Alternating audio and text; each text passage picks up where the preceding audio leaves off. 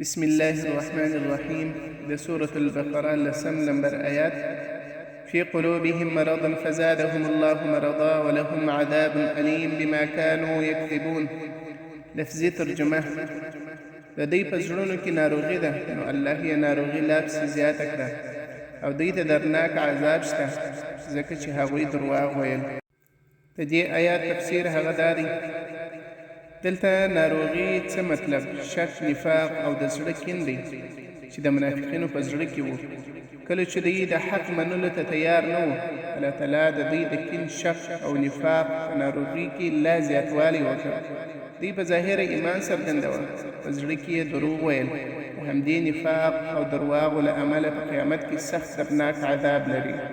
د دې آیات ځینې مهمې فایدې هغه دا دي: اول، نفاق او دروغ د زړه ناروغي ده.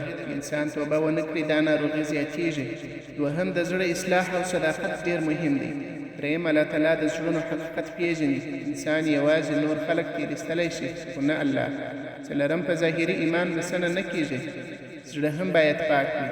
پنځم، د درواغ ویونکي او منافقین په دنیا کې آرام نه وي او په آخرت کې سخت عذاب لري.